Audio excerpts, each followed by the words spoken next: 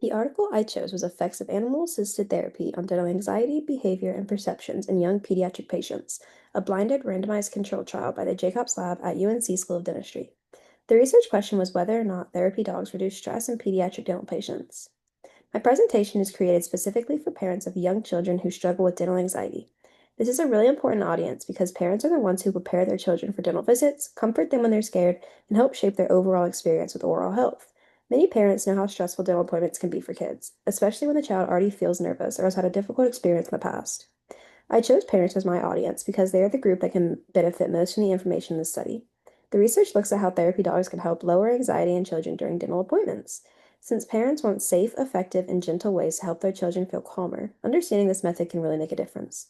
By learning how stress was measured and what the results showed, parents can make more informed decisions, ask their dental providers questions, and feel empowered to advocate for what their child needs. Ultimately, this presentation is meant to give parents practical knowledge and reassurance that there are supportive options available to help their kids feel more comfortable at the dentist.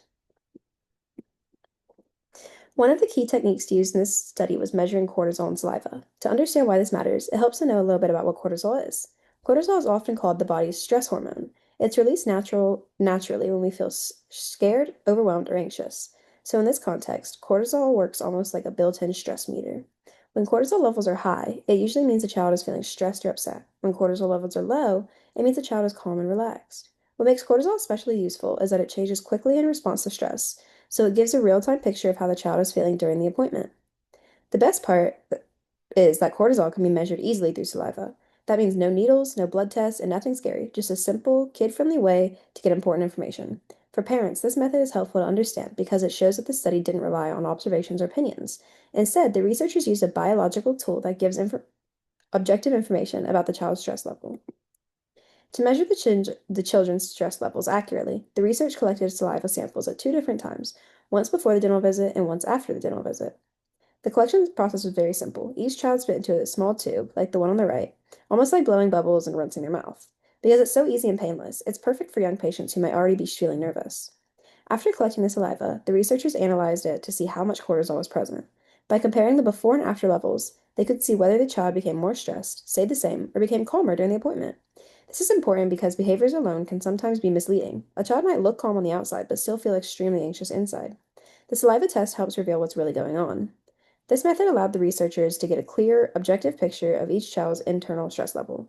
It gave them a solid scientific evidence to help answer the question, does the therapy dog actually help reduce anxiety during the dental visit? The results of the study were really encouraging. The children who had a therapy dog present during their dental appointment showed lower overall stress. Their cortisol levels either stayed the same or even decreased from the start of the visit to the end. This means that the therapy dog helped them remain calm throughout their appointment. In contrast, the children who did not have a therapy dog showed higher cortisol levels after the visit. Their stress increased during the appointment, which is what we typically expect in children who are anxious about dental care. These findings suggest that therapy dogs may be a powerful tool for helping pediatric patients feel more comfortable and less scared in a dental setting. For parents, this means that there could be a safe, non-invasive, child-friendly way to make dental visits a more positive experience. It also supports the idea that reducing anxiety isn't just about behavior. There are real biological changes happening in the body that show how effective therapy dogs can be. Overall, the study offers strong evidence that animal-assisted support could be an important option for helping children manage dental fear.